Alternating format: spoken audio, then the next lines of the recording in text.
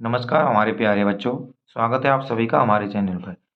आज हम लाए हैं आपके लिए क्लास 12 के रसायन विज्ञान के महत्वपूर्ण प्रश्न जो आपके 2023 के बोर्ड एग्जाम में पूछे जाने में पूरी पूरी संभावना है आपके लिए। तो देखिए दोस्तों, मैं आपके लिए लाया हूं पार्ट 1 के 5 महत्वपूर्ण प्रश्न परीक्षा में बार बार पूछे जाने वाले आपके लिए इनको लाया हूं।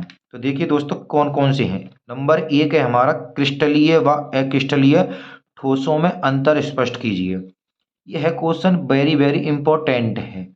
किसी नहीं किसी प्रकार का आपके लिए इसमें से बन जाएगा, चाहे आपके लिए 1 नंबर का बने, चाहे 2 नंबर का बने, चाहे 3 नंबर का बने या 4 नंबर का बने, आपके लिए इससे संबंधित क्वेश्चन अवश्य ही बनेगा। तो आपको क्या करना है, क्रिस्टलीय व अक्रिस्टलीय ठोसों को अच्छी तरह से रिवाइज कर लेना है बोर्ड एग्जाम 2023 के लिए। अगला क्वेश्चन है कि निम्न पर टिप्पणी कीजिए। भाई आपको क्या करना है, इनकी परिभाषा लिखनी है या इन पर कुछ लिखना होता है कि धात्विक ठोस किसे कहते हैं, इसके बारे में समझा दिए। कुछ आयनिक ठोस किसे कहते हैं, इसके बारे में भी आपको समझा देना है। सहसंयोजक ठोस किसे कहते हैं और आणविक ठोस किसे कहते हैं, क्या करना है, इनको आपको समझाना है, इन पर टिप्पणी लिखनी होती है। और देखिए दोस्तों, प्रश्न आता है हमारा तीसरा कि सोडियम क्लोराइड क्रिस्टल में एकक कोशिका के फलकों के केंद्रों पर कितने प्रभावी सोडियम आयन स्थित होते हैं। यह एक इम्पोर्टेंट क्वेश्चन है। क्या है आपके लिए, इम्पोर्टेंट क्वेश्चन है और पेपर में कई बार पूछा जा चुका है। क्या जा चुका है, पेपर में कई बार पूछा जा चुका है। अगला क्वेश्चन है हमारा कि HCF, HCP या CCP या FCC संरचनाओं में संकुलन क्षमता को समझाना है। ओके दोस्तों, यह भी एक इम्पोर्टेंट क्वेश्चन है, पेपरों में कई बार पूछा जा सकता है। इससे 1 नंबर का, 2 नंबर का, 3 नंबर का संबंधित प्रश्न आते हैं। ओके दोस्तों, अगला क्वेश्चन होता है हमारा 5वां। यदि अष्टफलकीय रिक्ति की त्रिज्या स्मॉल आर होती है, क्या होती है, स्मॉल आर हो तथा निविड़ संकुलन में परमाणुओं की त्रिज्या क्या होती, कैपिटल आर हो, तो आर एवं आर यानी कि स्मॉल आर व कैपिटल आर में संबंध स्थापित करना है आपको। वेरी वेरी मोस्ट क्वेश्चन है आपके लिए। क्या है ये, वेरी वेरी मोस्ट क्वेश्चन है। फिर देखिए दोस्तों, अध्याय 2 के, इसके अध्याय 2 के 5 महत्वपूर्ण क्वेश्चन लाया हूं मैं आपके लिए। देखिए 5 महत्वपूर्ण प्रश्न हैं आपके लिए 2023 की बोर्ड एग्जाम की दृष्टि से। एथिलीन ग्लाइकोल C2H6O2 के मोल अंश की गणना करो। क्या करनी है आपको, इसकी गणना करनी है।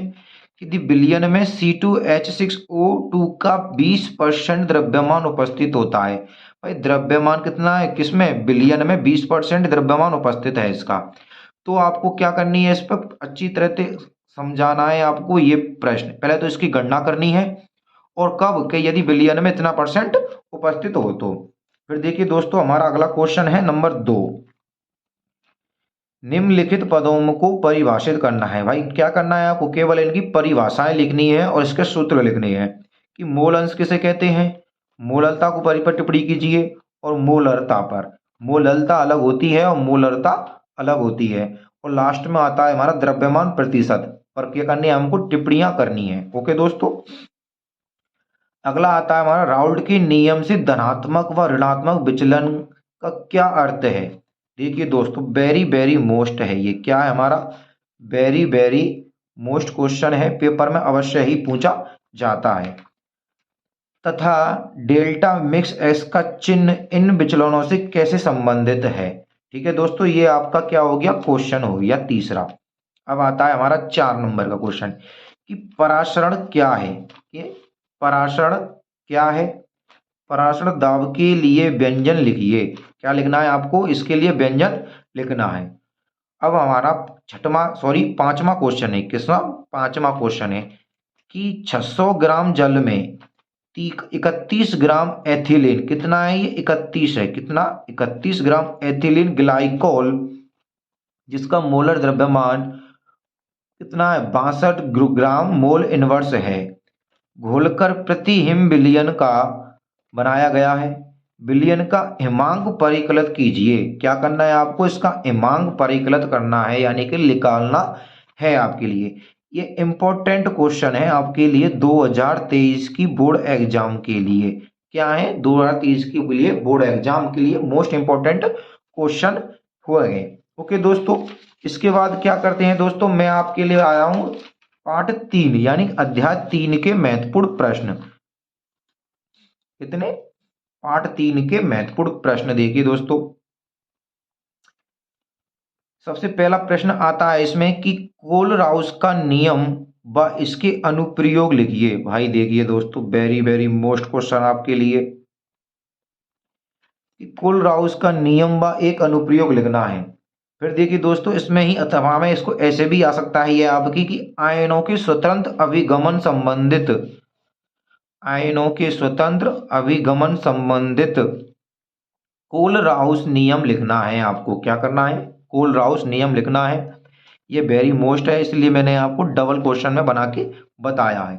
अगला क्वेश्चन आता है हमारा दूसरा, वैद्युत अपघटन का फैराडे का प्रथम नियम। देखिए दोस्तों, कौन सा, वैद्युत अपघटन का फैराडे का प्रथम नियम। यह भी एक इम्पोर्टेंट क्वेश्चन है, पेपर में कई बार पूछा जा चुका है और आने की संभावना भी है। क्या है, आने की संभावना भी है।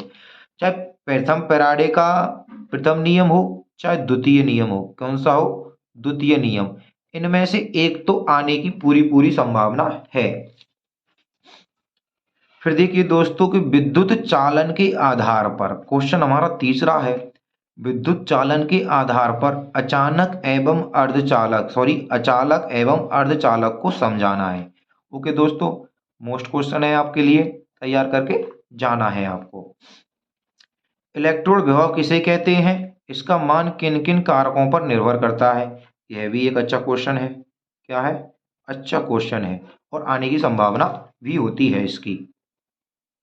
फिर देखिए दोस्तों, प्रश्न नंबर 5वां कि साम्य अवस्था पर डैनियल सेल, भाई साहब डैनियल सेल के लिए नेस्टर समीकरण लिखिए एवं ई डिग्री सेल तथा साम्य स्थिरांक के सी में संबंध व्युत्पन्न करता है।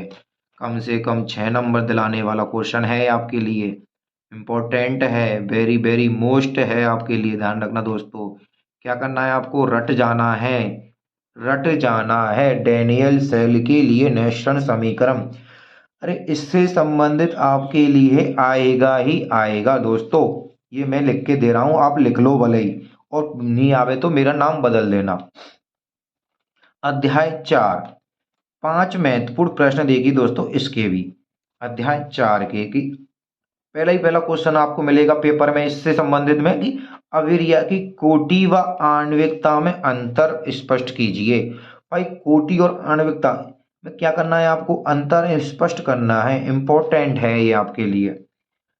प्रथम कोटि की अभिक्रिया से आप क्या समझते हैं, उदाहरण सहित समझाइए। यह भी एक अच्छा क्वेश्चन है आपके लिए। नंबर 3, अभिक्रिया की कोटि और आणविकता को समझाना है। इसमें तो आपको क्या करना है, अंतर लिखना है, इसमें आपको समझाना है कि क्या क्या होता है इनमें।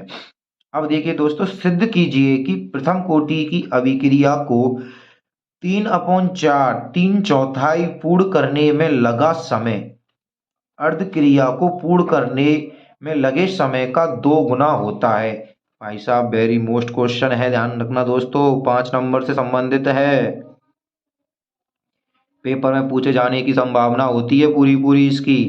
अगला क्वेश्चन है कि अभिक्रिया के वेग पर उत्प्रेरक जो हमारे क्या होते हैं, अभिक्रिया के वेगों को घटा तथा बढ़ा सकते हैं। क्या कर सकते हैं, घटा तथा बढ़ा सकते हैं। उपस्थिति का क्या प्रभाव पड़ता है, और इसी में ही अथवा में है कि अभिक्रिया के वेग को प्रभावित करने वाले कारकों को समझाना है आपको। ये क्या हो गए, आपके पार्ट 4 के भी महत्वपूर्ण क्वेश्चन हो चुके हैं। अब आते हैं पार्ट 5 के महत्वपूर्ण क्वेश्चन। देखिए दोस्तों, पार्ट 5 महत्वपूर्ण प्रश्न, परीक्षा में आने वाले अति महत्वपूर्ण प्रश्न है, ध्यान रखना दोस्तों। 5 पार्ट से क्या हो सकता है आपके लिए, एंजाइम क्या होते हैं, एंजाइम उत्प्रेरक की क्रिया विधि को संक्षेप में समझाना है। आपको इम्पोर्टेंट क्वेश्चन है ये आपके लिए। साबुन की क्रिया पायसीकरण एवं मिसाइल के बनने के कारण होती है। इस पर भी आपको क्या करनी है, टिप्पणी करनी है और क्रिया को समझाना है हमको इसको।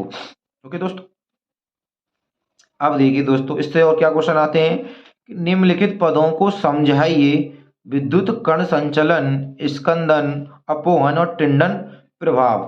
क्या करना है, आपको समझाना है इनको कि क्या क्या होता है इसमें।